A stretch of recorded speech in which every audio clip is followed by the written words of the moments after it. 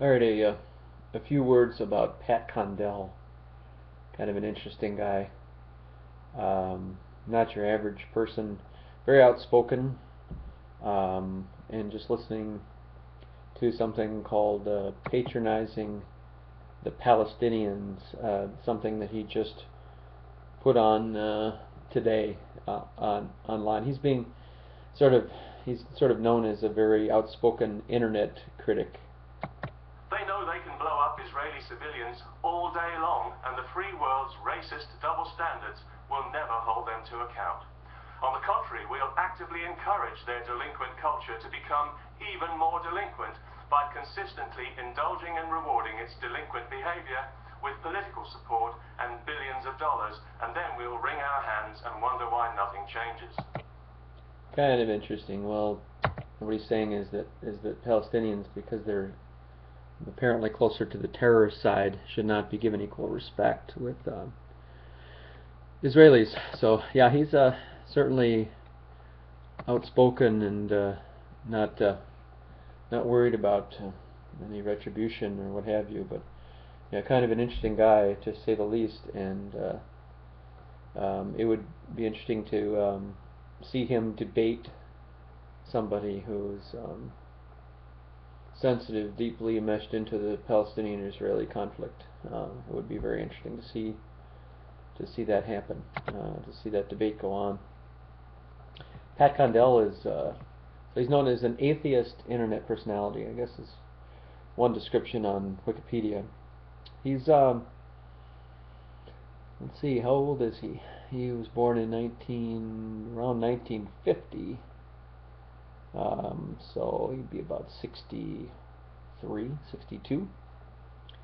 He's an English writer, political commentator, comedian. He performed alternative comedy shows during the 80s and 90s and won a Time Out Comedy Award in 1991. Sort of a John Cleese with a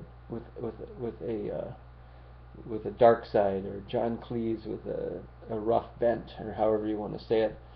From early 2007, he began posting short monologues denouncing religion to a number of video sharing websites, consequently receiving numerous death threats. So he's certainly risking his life here to give his opinion, which is too bad that somebody has to be have to worry about their lives being ended because they're giving their opinion. But apparently he's hitting a lot of chords here. Pat Condell's YouTube channel has over 170,000 subscribers, 44 million views. Wow. In a video entitled Vote Small, Think Big, uploaded a fortnight before the 2010 UK elections, Pat Condell expressed support for the UK Independence Party. He is an atheist activist, a strong proponent of free speech, and a strong critic of religion. So he's a comic, worked for the BBC apparently. Condell had posted more than 100 video monologues on various video sites as of August of 2011, which together had notched up over 35 million hits, and his videos have been translated and subtitled into 14 languages on the .sub collaborative platform.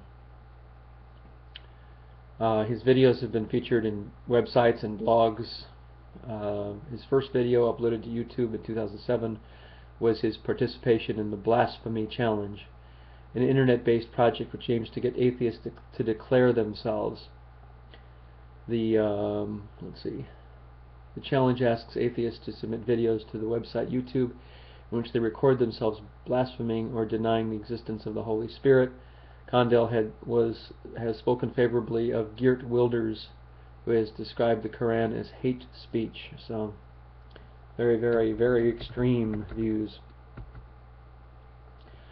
Richard Dawkins, author of God Delusion, said Condell that Pat Condell is unique. Nobody can match his extraordinary blend of suavity and savagery. He certainly has savagery. He's very aggressive. With his articulate intelligence, he rings around the religious wingnuts, as some people say, the targets of his humor, his merciless humor. Thank goodness he's on our side, says Dawkins. Dawkins' website released a collection of Condell's monologues on DVD titled Pat Condell, an Anthology. It was sold on Amazon. In an interview with Bosnian magazine Start, Condell says his intent is to get other people's unprovable beliefs out of my life and out of government, law, and education. I don't care what people believe as long as I don't have to keep hearing about it.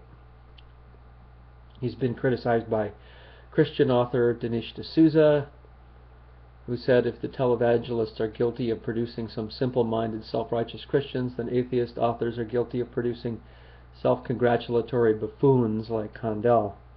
D'Souza, very powerful language there. Atheist biology professor and blogger P.Z. Myers, on the other hand, endorsed Condell with a terse, "Speak it, brother, speak it." The book raises freethinkers, a practical guide for parenting beyond belief, describes Condell as breathtakingly intelligent, articulate, uncompromising, and funny. He can be funny, too.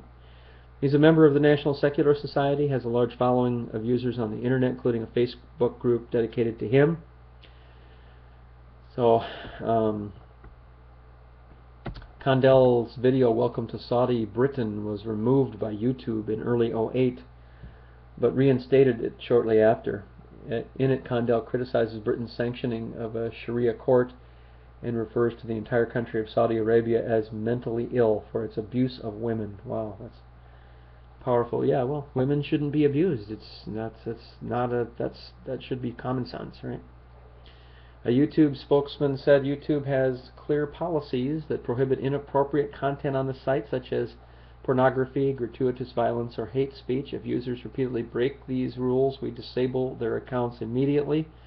The National Secular Society were amongst the complainants to YouTube, saying, as usual, Condell, does not mince his words, but he is not saying anything that is untrue. His main thrust is one of outrage on behalf of those Muslim women who will suffer because they're forced to have their marital problems solved in a male-dominated Sharia court. Shortly after, YouTube reversed their earlier decision, saying, upon further review of the context of Pat Condell's comments, we reinstated it. Richard Dawkins applauded the reversal, saying, I congratulate YouTube on an excellent decision. Pat Condell is hard-hitting, but always quietly reasonable in tone. So he has this reasonable side, and he has the anger, warlike guy too. So the warlike guy is what people like, I think. YouTube also briefly removed Condell's video "Godless and Free" and then restored it, emailing Condell and explaining that it had been removed erroneously. Godless and free.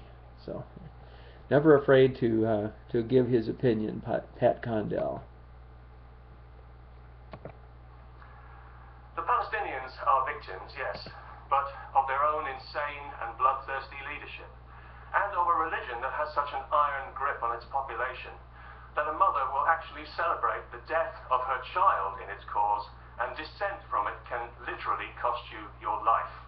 Yet we pretend that this religion's influence is absolutely zero, and that this is actually a political situation. We maintain the ludicrous fiction that the Arabs are fighting for justice and civil rights, when we can see the kind of justice and civil rights that have been delivered to the people of Gaza under the religious jackboot of Hamas.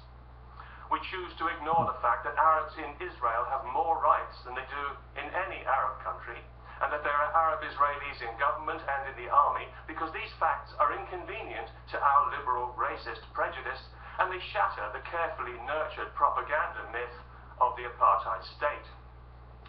Being racists, we choose to ignore the history of the region and the fact that every time the Arabs feel strong enough, they attack Israel unprovoked with the intention of committing religious genocide, and they make no secret of it.